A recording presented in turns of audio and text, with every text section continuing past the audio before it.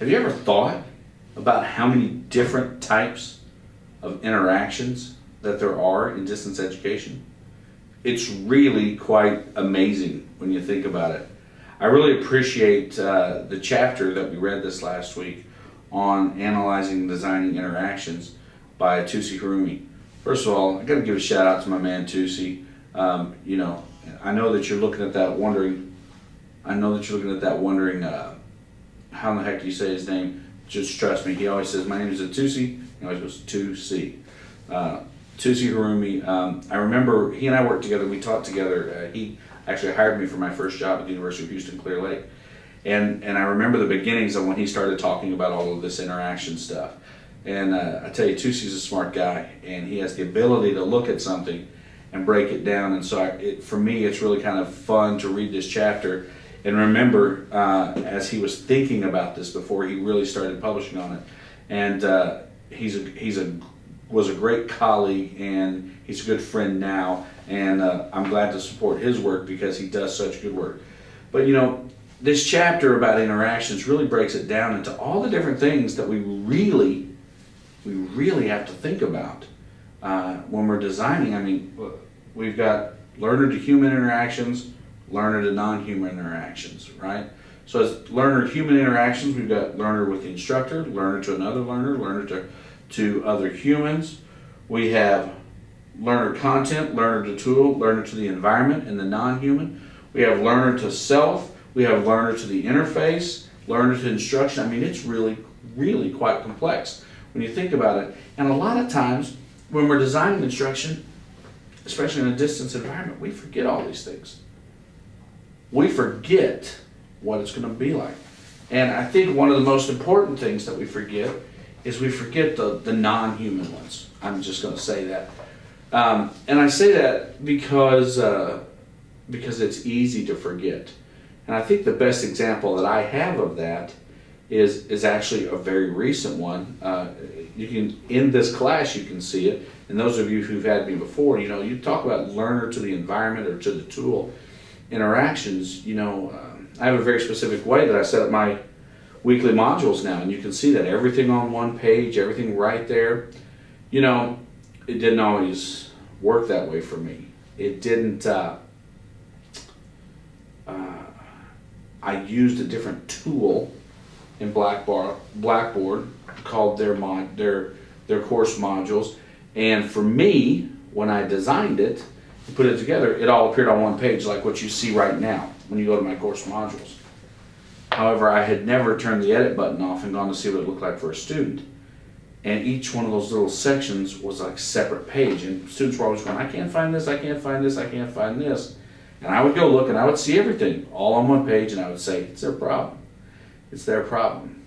And one day, week one of this very semester, I reached up and I said, "I wonder what it looks like when I turn that button on."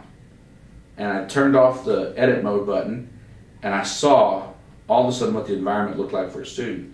And I thought, oh my goodness, how in the world has anybody gotten anything done in my classes? This is the most horribly designed thing ever. Now, to her credit, one of your classmates here, Katie Hill, had me for EDTC 686A, which is the design of the online learning environment, this past summer.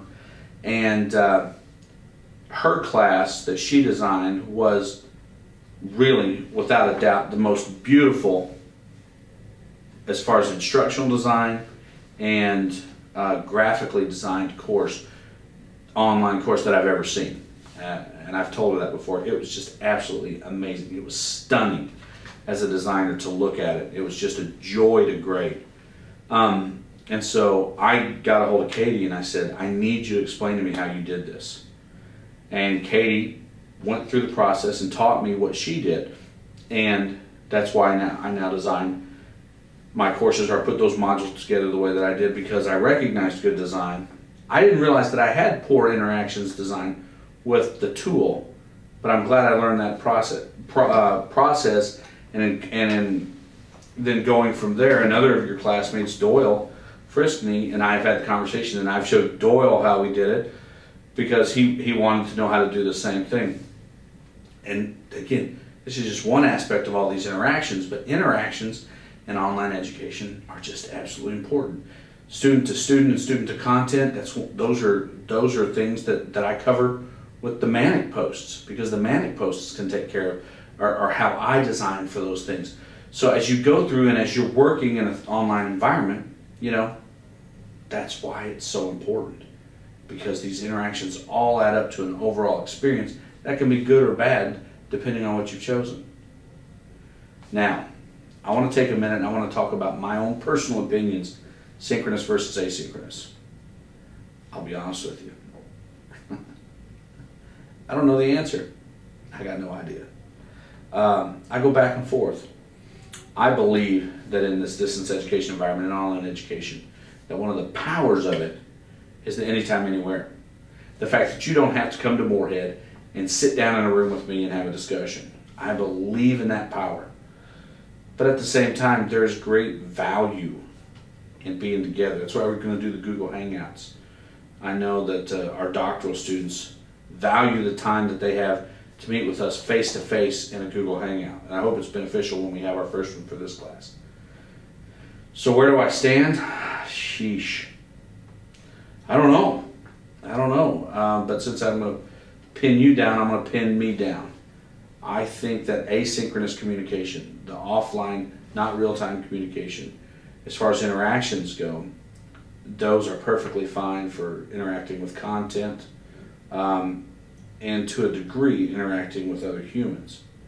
But I think as far as community building in a distance education environment, there's great power in being able to schedule minimal synchronous communications, because it allows for a different type of interaction, a deeper interaction. We long for that face-to-face, or even in these videos. I get comments every semester on these videos that, hey, it's just nice to see your face and see you sitting there talking. I mean, I recognize that I'm no Brad Pitt here. That's okay, I'm more Kevin James than anything else.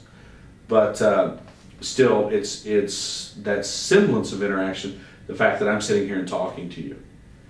So I think it depends on the content and what your purpose is, which interactions you're trying to design and for what reason is where synchronous versus asynchronous comes in. I think they both have their place, but in my personal opinion, I think the power of online education lies in being asynchronous, in not having to be somewhere at a specific time. So that's my opinion. That's my opinion. We're going to keep moving on through this course. I recognize that one of the books is really dense and the other one's a little bit easier to read, and we read them together, and that's okay.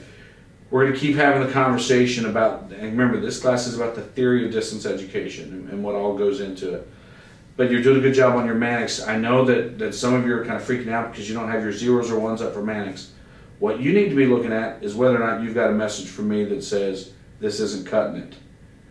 If you haven't gotten a message, if I have not commented on yours and said, you need to get this better, then you're doing just fine. Keep going. I generally don't go grade the Mannix till the end. But you need to keep up, and you need to do the Mannix correctly. Again, that's the interactions for this course. But if you have any questions, feel free to add me to Google+, which you should already be doing. Pop online, ask me any questions during the day you need to, or at night if you can catch me. But I'm here to help you out, and we're going to have some fun. I look forward to our first hangout there. Generally a good time. And guys, take care. I'll see you online.